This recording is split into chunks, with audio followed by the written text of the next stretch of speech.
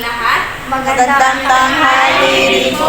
Ako po ang ika-4 na tagaulat ngayong hapon ito. So ano yung pinag-aralan natin kanina? Patungkol sa Tula. tula. Ayan. Ito ay isang panitikan sa Pilipinas. At ngayon naman, ating pag-aaralan ang patungkol sa bugtong. Ayan. So, basahin nga po natin lahat. Bugtong. Bugtong. Ayan. So, bago ako magsimula, ayan. So, may inihanda akong bugtong. Ayan na inyong sasagutan. Ayan. Pagkatapos ng ating discussion. Ayan. So, basahin nga po natin lahat. Bulaklak muna ang dapat gawin bago ito gagawin. Ayan. So, sa tingin nyo, ano kaya ang Ano ito? sagot? Ayan. So, ito ay uri ng pagkain. Ayan. So, mayain nyo kasagutan. Ano mo na tayo? Ayan. So, magsisimula tayo sa kasaysayan ng bugtong. Ayan. So, Leslie, pwede po makibasa. So, ay nagsimula pa bago dumating ang mga Kastila kung ang pag-uusapan ay ang kasaysayan ng Pilipinas. Ito ay ginamit upang libangin ang mga tao sa mga oras na wala silang ginagawa. Ayan. So, bago pa tayo sakupin ng Kastila, sinasabi dyan, meron na tayong bugtong. Ayan. So, katulad ng tula, ayan na ito ay isang uri ng panitikan sa Pilipinas na kung saan ito yung ginamit nila para libangin yung mga tao. Ito yung nagsisilbing kasangkapan. Ayan, upang mapalawak yung wika at kaisipan ng isang tao. Ayan. So, syempre, sa bawat bugtong na sasabihin ng isang tao, so, kinakailangan na, anong kinakailangan natin? Matalas na kaisipan. Ayan, kinakailangan po natin ng matalas na kaisipan para masagutan natin yung isang katanungan. Ayan, so, ang bugtong, layunin niya, magbigay aliw. Ayan, so hindi lang para libangin, ay para lang sa mga oras na wala tayong ginagawa ay kailangan ng bawat isa na magamit yung kaisipan na meron sila, diba? So, hindi lang pwedeng stay or dun lang yung kaalaman nila. Kailangan laging nahasa. So, katulad nga ng itak or kutsilyo, dapat kailangan hinahasa. Ayan. So, para hindi pupulol. Ayan. So, ginagamit natin ito upang sa ganoon ay makita yung isang katalinuhan ng isang tao. Ayan. So, karaniwan, ginagamit ito ng mga kabataan. Kasi, sa kanilang murang edad, andun yung katalinuhan. Ayan, na nabubuo sa kanila. So, bagaman andito na tayo sa modernong teknolohiya, ayan, pero ginagamit pa rin. Ayan, so nagagamit pa rin ba ang bugtong sa Pilipinas? Minsan, Yes, ayan.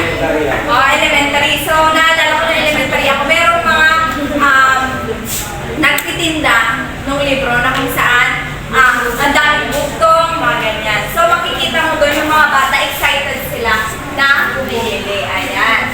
So, magandang way yun ng para matuto yung mga bata. Ayan. So, ginagamit pa din ito yung bugtong sa mga lugar na hindi pa gaano apektado ng teknolohiya. So, ginagamit ko ito upang libangin. Ayan. So, sa kapiestahan, pwede natin gamitin yan. Sa mga buwan ng wika. Ayan. So, nagagamit po natin yung bugtong. And then, pag sinabi natin bugtong, ano ba yung unang pumapasok sa isip natin, Philip? Pag narinig mo yung salitang bugtong. Mga hulaan na salita. Ayan, tama po. Mga huhulaang salita. Ayan, pag sinabi natin bugtong, pwede mo bang pakibasa ng lahat? Ang bugtong o riddle ay pangungusap o katanungan na may nakatagong kahulugan na isinasaad upang lutasin. Gumagamit ito ng metapora para may salarawan ng mga bagay na nabanggit. ito rin ay ang pagkakaroon at karaniwang tinatanghal bilang isang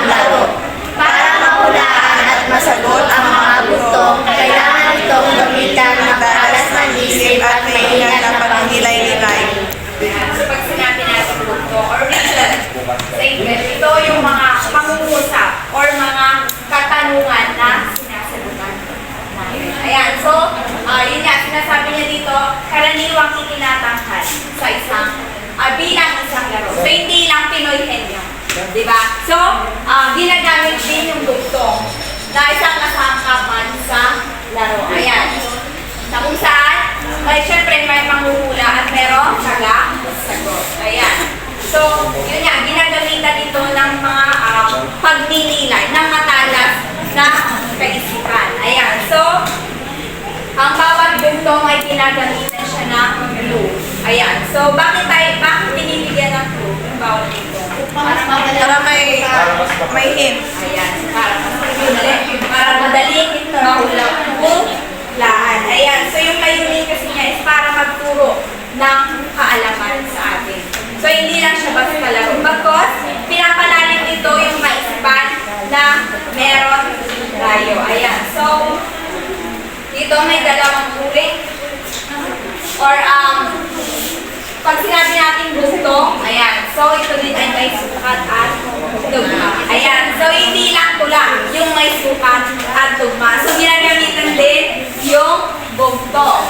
Ayan. So, meron din itong 2 hanggang 4 na galunto. At, ang una dyan ay ang unang dalawang linya ay nagsisimula sa isang familiar na bagay sa kapaligiran. Sa halimbawa niyan, dala mo, dala ka.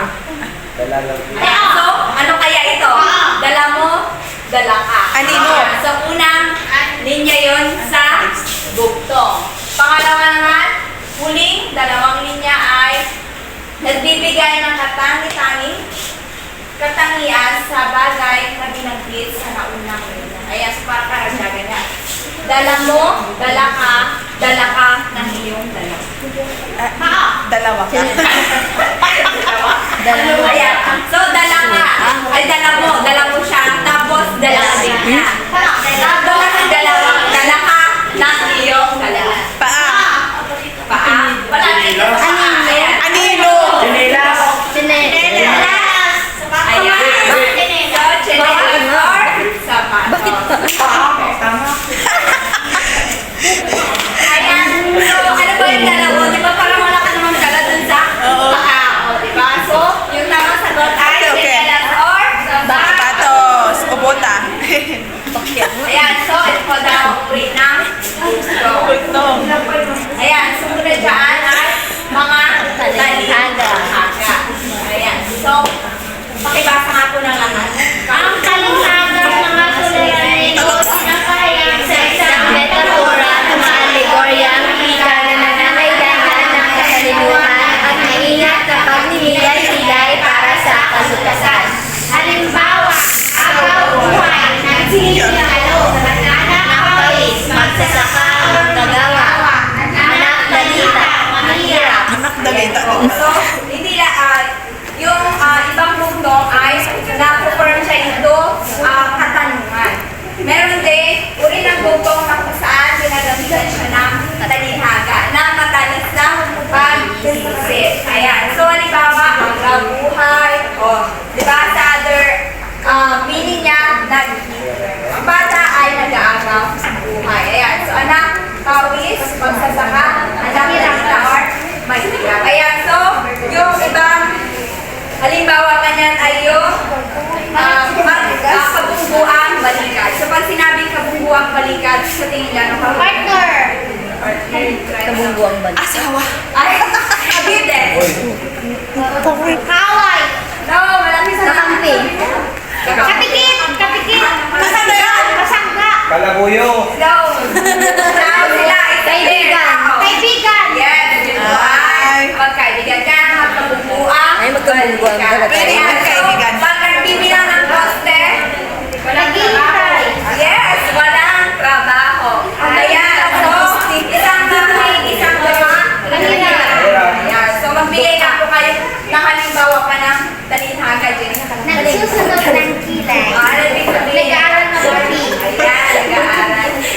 Sana pa, dito naman, halimbawa ng, yes, ano yan? Lakad pag-umuwi ka? Ayan.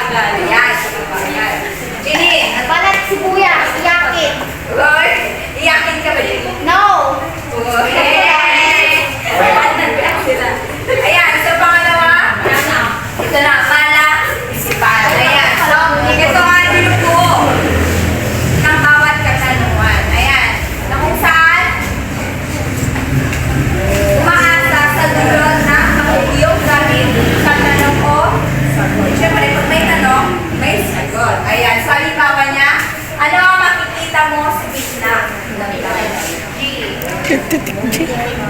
Letter G. Ayan.